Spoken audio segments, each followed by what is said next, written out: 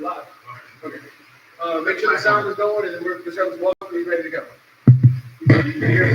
All right. Ready to go? All right. Good evening. I want to welcome everyone to our meeting concerning a vulnerability assessment that we're doing concerning stormwater. Stormwater is a critical element in our community. It's a community that a lot of cities have challenges with. And so you're seeing a lot of regulations and a lot of policies that are being put in place by other government entities to address stormwater and stormwater runoff. Because if it's not treated or addressed, or there's not the appropriate infrastructure, it can impair water bodies. It can create for significant issues and flooding in the community. And so we've had the opportunity to move forward with some contractual providers to look at ways to address what is the stormwater conditions in the city of Riviera Beach and how we look to move forward. And so in tonight's presentation, you will hear from city staff as well as our consultant partners on how we can look to address stormwater and how we can move forward to address stormwater infrastructure. This is going to be a major focus for the city moving forward.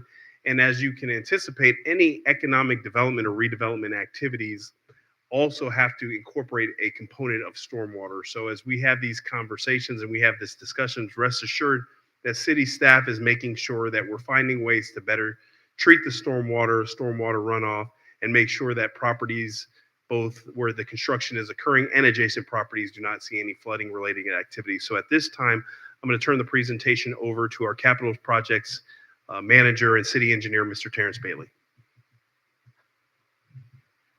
All right.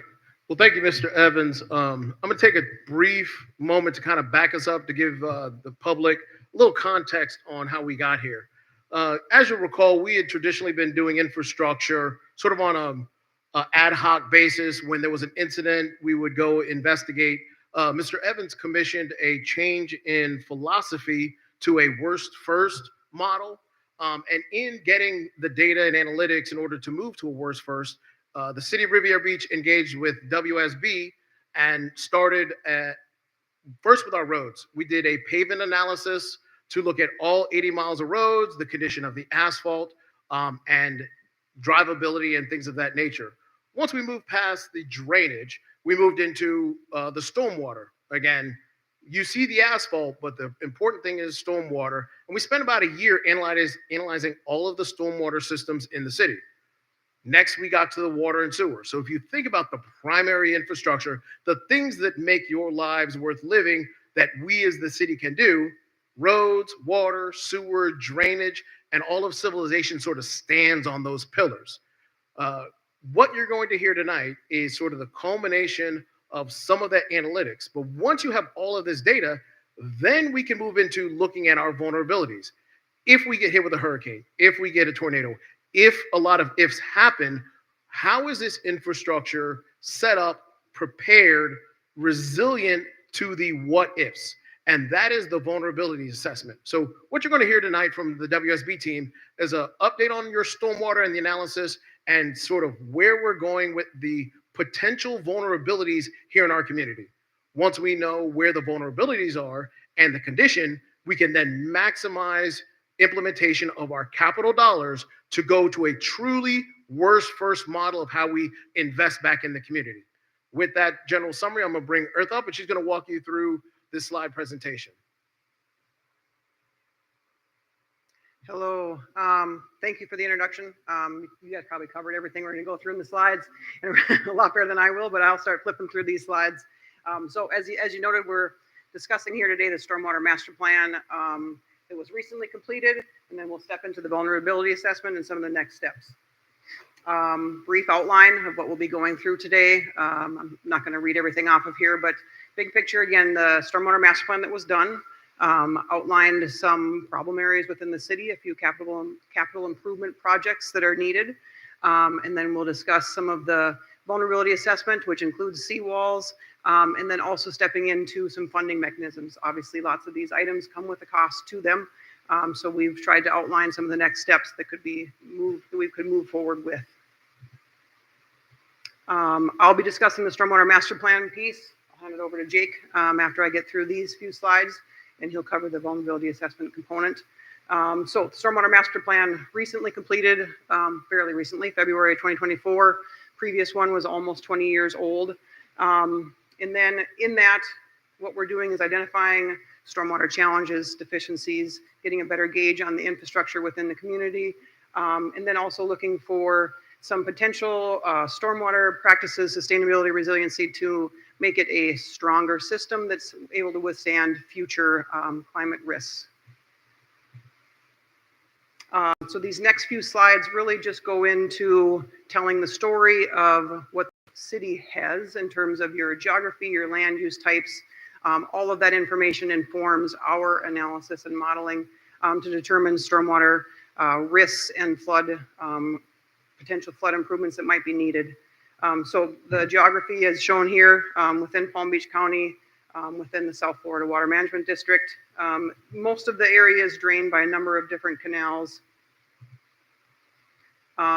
This slide here is really just the topography of the land. Generally fairly flat terrain. The red here is higher ground. Then obviously as you get towards the coast, it's lower ground and closer to the ocean. Here, soils. So the soils also impact the amount of runoff that you get when you have a precipitation event. Generally, it's sandy soils here, which makes a lot of sense. And then here, land cover. When in stormwater world, more impervious surfaces you have, the higher density of development, the more runoff that you'll have. So that's why the land use gets factored in. Again, I'm not covering these in a whole high level of detail. I'm not trying to get into the minutia of our stormwater modeling. This is just the background that builds the case for our better understanding of the infrastructure. And then what we do is we determine the drainage subcatchment. So that's just determining drainage areas to different collection points. So that's the drainage area to a canal, to a pond, to the ocean. And that's how we define where individual problem areas might be occurring.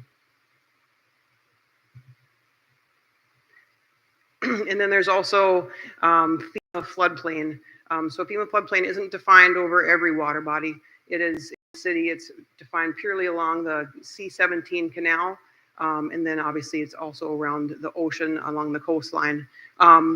So just because you aren't in FEMA floodplain doesn't mean there isn't a flood risk. So we don't want to determine flood risk purely by if it's FEMA designated or not. It just has a different regulatory component, obviously, because of that FEMA piece. So in stepping into that initial stormwater management plan update, some of the gaps that were found is an incomplete drainage asset inventory. So that was just meaning, as Mr. Bailey spoke about a little bit earlier, it was getting a better understanding of what is the storm sewer systems out there, the catch basins, the ponding areas. There was a decent amount of data that needed to be collected just to have a stronger understanding of what is there in the first place. Additionally, the modeling that was available for the city, and so this is stormwater analysis modeling, was also back from 2007. So there's obviously been a lot of changes that have occurred since then, and so that modeling needs to be updated to be current with the land uses and development that has occurred, as well as higher precipitation events. And then we are also needed to gather data on, so it's one thing to do all this, sit in your office and do a bunch of analysis and modeling. It's a whole other thing to get actual real data from city staff, from residents that are having flood risk problems, having issues at their local properties, and taking that information and helping us to inform the analysis. And then so a few of the challenges that we found in the analysis here, or in the stormwater management plan. Flood management. So the city is fully developed. So what do you do when you have a flood problem, or when you are retrofitting a property, and where do you find these new areas for protecting properties from flood risk? And then there's also, as we'll get into a little bit more when Jake speaks about the vulnerability assessment, it's sea level rise, groundwater rise, increases in precipitation. How do you manage that when you've got a fully developed community? And then also there's a heavy reliance, as I noted earlier. Most of the city drains to that C-17 canal. That has a tidal control on the north end. You've also got communities to the south that drain to that and run through the city. And then you could have tailwater conditions. So if the ocean is high, or if those floodgates are closed, that impacts the ability of that canal to drain, and then can also cause flood risk for the properties along it or that are tributary to it. And then This also was mentioned by Mr. Bailey, implementing as sites redevelop and develop, what are the stormwater management that might be needed as those sites come in. Also looking for, so not just flood risk and rate control items, but water quality improvements. What are we doing that you can help to improve the water quality conditions, especially in a fully developed environment? Along with resiliency, and as I noted earlier, all of these things come at a cost. And so the next piece I'll get into is a couple of the capital improvement projects that were identified out of that stormwater management plan update. So there were 42 different capital improvement items that were from the 2007 previous plan that were still ongoing or left to be completed. Also additional 14 new items that were added with this the 2024 plan. Each of the CIP items are grouped into 4 different areas. So there's flood abatement, water quality improvements, asset management, so that's determining the storm sewer, the catch basins, locations, the city's drainage infrastructure, and then sustainability and resilience. The total amount of that cost of those capital improvement items is $33 million. So as I know, there's a significant cost to all this. And then so I'll briefly go into each of those, and I'm going to flip back here. Each of those 4 different, the flood abatement, water quality, asset management, and sustainability, just an example of different types so that you have a feel for what each of those could be and what they mean. So here's one of the flood abatement CIP items, canal widening. This is a specific location, is a couple of the canal names here. And so the plan is to widen that canal in order to have a more capacity in that to help with flood risk. And then an additional, so another example of the asset management. Here, Blue Heron Drive crosses over one of the canals, and there are existing culverts there. Those culverts, additional analysis needs to be completed to determine if those culverts were sized appropriately. And so then there's some coordination level needed with the regulatory environment with FDOT in order to ensure that those culverts were sized appropriately. And then if an improvement project moved forward, they would obviously need to approve that also. Water quality improvements. So you can see here on the right of the screen, those red notes for those are different water quality improvements, and they're all focused right along the coastline because, as I noted earlier, it's a fully developed city. So what we were primarily looking at is what do you do at that outfall to try to improve the water quality, because then at least with these types of measures, you're not impacting a property or needing to take property in order to do some sort of stormwater ponding or water quality measure. It's really focusing at those outfalls and something that we could do in line with where the city already has right of way to improve water quality before it discharges to the ocean. So then here looking at sustainability, resilience, and this is where we'll step a little bit into the vulnerability assessment next. There are some stormwater modeling updates in order to evaluate better the flood risk internal to the city, and then also looking at higher precipitation events and as well as sea level rise, and then how when you piggyback those two things on each other, what may happen along, especially the coastline here. These are just showing images that are from NOAA, which is noted in that lower left-hand corner, of what purely looking at as sea level rises, what property impacts may be for different scenarios. So next steps, now that we've got this approved stormwater management plan, the city had applied for and received grant funding for the vulnerability assessment that is ongoing right now. So that is being funded by FEMA. And then also looking at analyzing seawall heights, potential ordinance language, and funding opportunities, including grant opportunities for that. Looking at additional grant opportunities for water quality improvements. Like we had noted in the earlier slide, we've initiated work on this vulnerability study. It's part of why we're meeting here today, is to gather feedback on that. And then also developing an online application so that, like I noted earlier, a big piece of what we're trying to gather is on the ground data that residents are seeing in terms of flooding or issues that they are seeing related to drainage. We want that feedback in order to incorporate that into this vulnerability assessment. And then, as I noted earlier, a big piece is evaluating these different funding mechanisms. It's not always purely through city funding. There are lots of grant opportunities for this, especially as we look into the vulnerability side. Next, I'm jumping into seawalls, and I'll hand that over to Jake.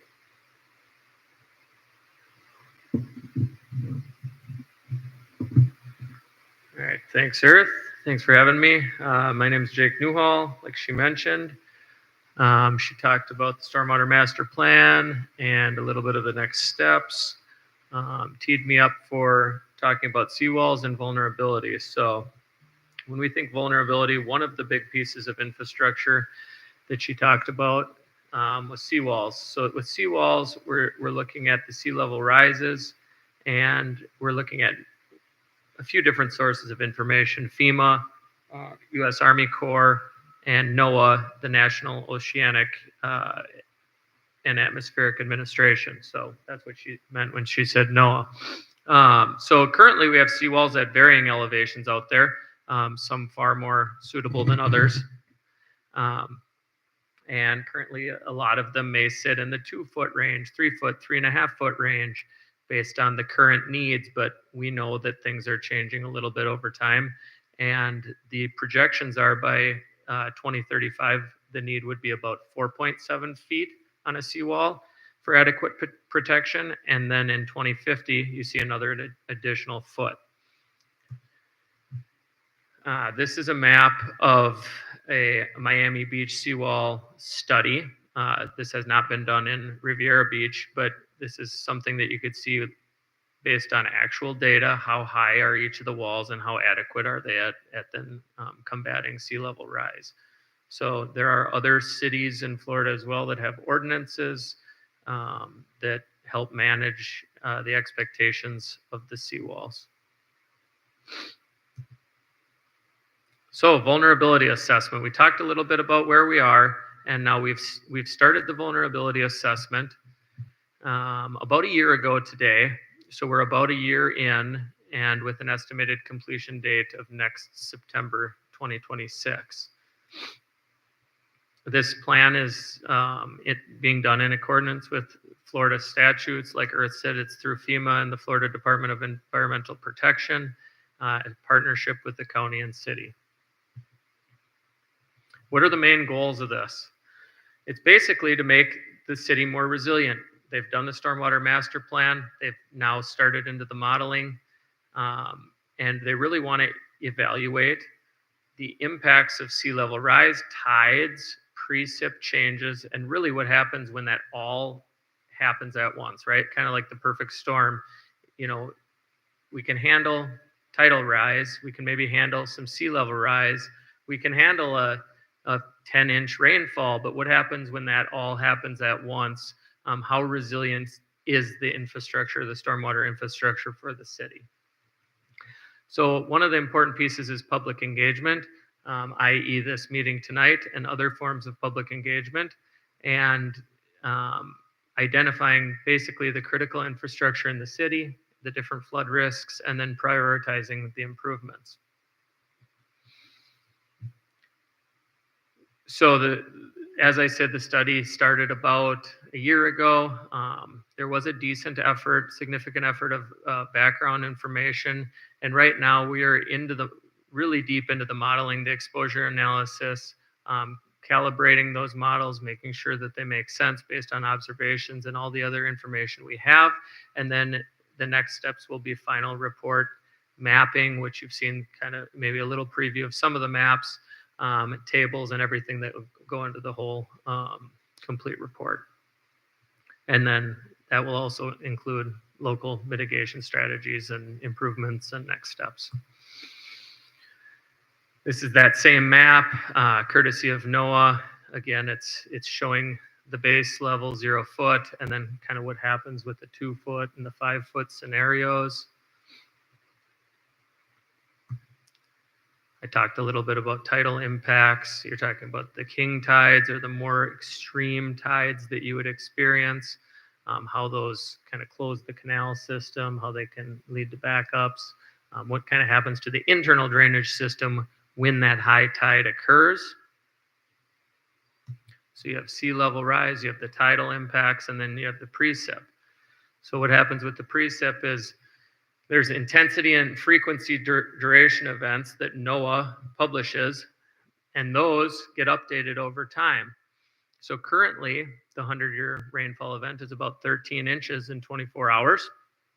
It's projected that that will be going up to about 16 inches based on statistical analysis that NOAA does, and they run all their precip models, and then they update those design storm events. And in this case, when we're talking flooding, we generally talk that 100-year, 24-hour event.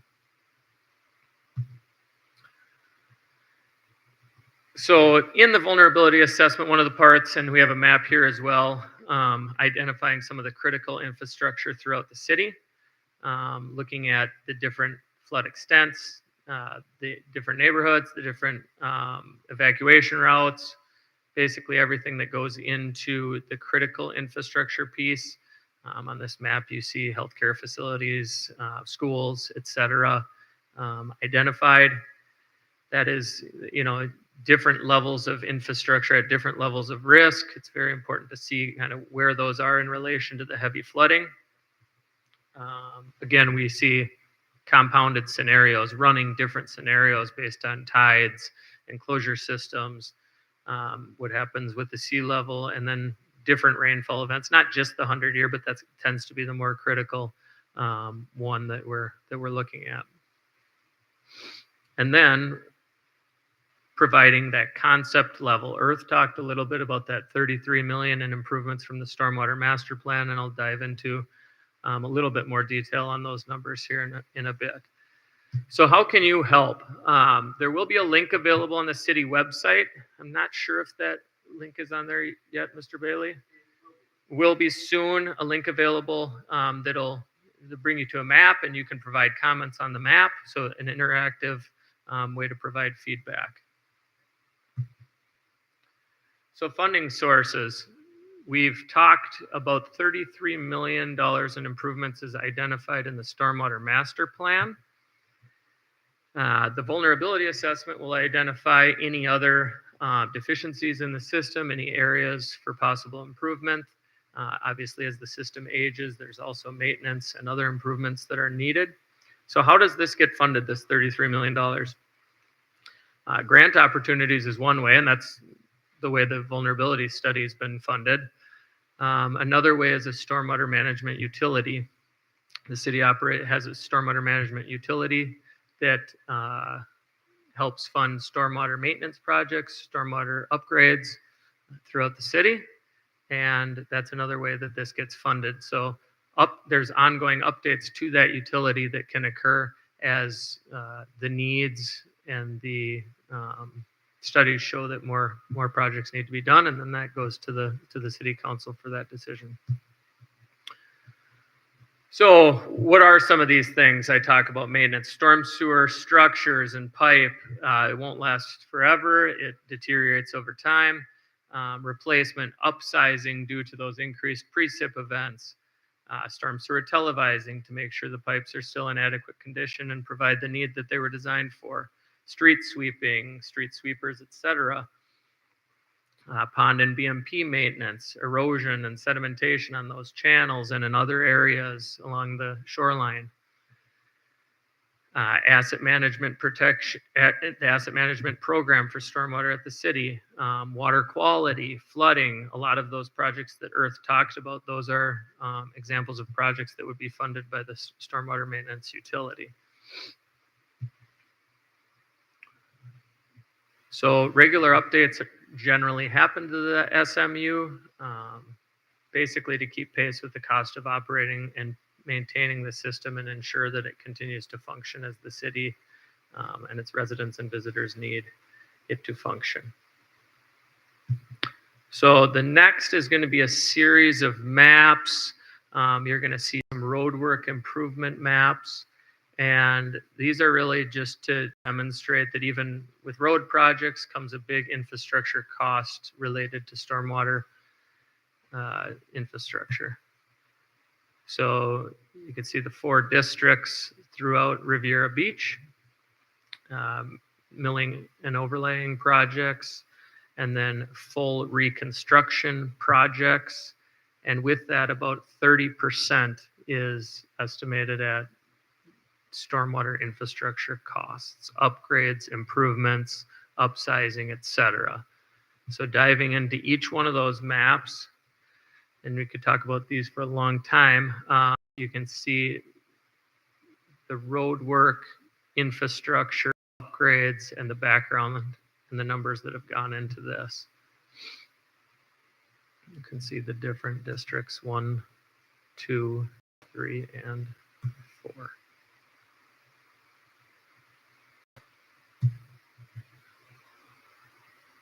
Thank you very much. I'll hand it back to Mr. Bailey. If there's any questions for any of us. All right. Well, thank you very much. I'm going to get out of the way since you saw some pretty big numbers and hand it over to our finance director, Mr. Randy Sherman. Come on down. He is the next contestant on how this works from here.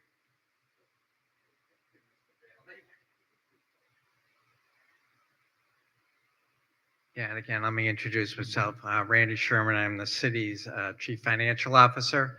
They are kind of already touched on the slides, really what their current estimates are of the cost and what the funding, how to pay for these projects. But let me just kind of give you what our next steps will be. So once they continue to refine these numbers and figure out what the rollout of the projects are over what period of time and everything.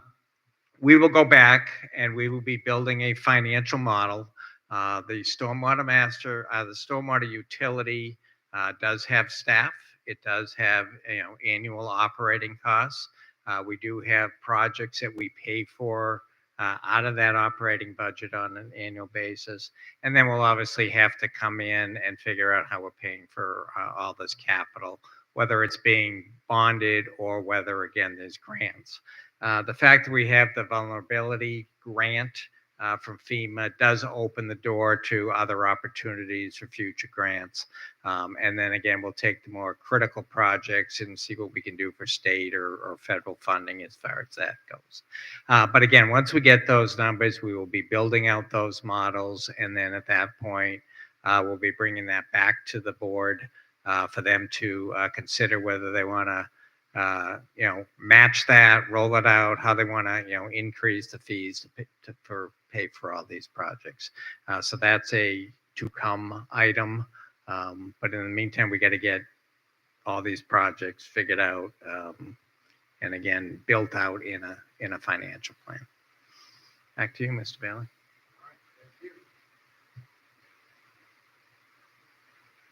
I do apologize. I forgot to mention this PowerPoint, as well as the link to where you can report stormwater and the link to this video on YouTube will be on the city's website. We will do some promotion so everyone will be able to find it. I know there was some question about the availability of this PowerPoint. It will all be uploaded on the city's website for future use and the residents to be able to sort of understand a little bit better. And with that, I'd like to bring the city manager forward for some closing remarks and an introduction to a special guest.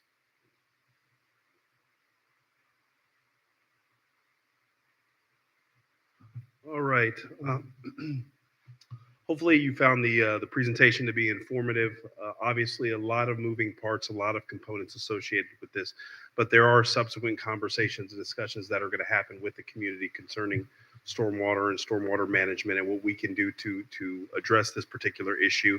And like I said earlier, this is a challenge that every municipality in the state of Florida and in the country for that matter is looking at. And so we're looking at ways to be able to come up with solutions that make our community more resilient, but also address some of the water quality issues because we have a protected estuary in the Lake Worth Lagoon and we have the Atlantic Ocean. And so it is very important that we do things on our end concerning stormwater infrastructure to shore up the amount of water that's discharged in those water bodies. So that's something that's important. One of the things we also wanted to make sure that the residents are aware of, routinely when we get calls for stormwater or flooding related issues, people traditionally think it's the water department. It is not. It is the public works department. And so stormwater lives in the public works department. And with that being said, we have a new addition to our team.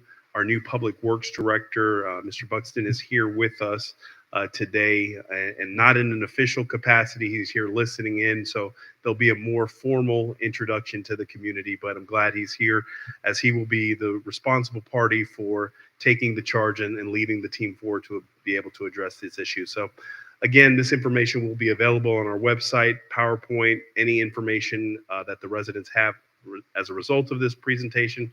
We'll make sure we provide that to you in a timely fashion. And then for those residents that are here in attendance, once we do break the meeting, we'll be able to address any specific questions or concerns that you may have. And so with that, that concludes our program for this evening.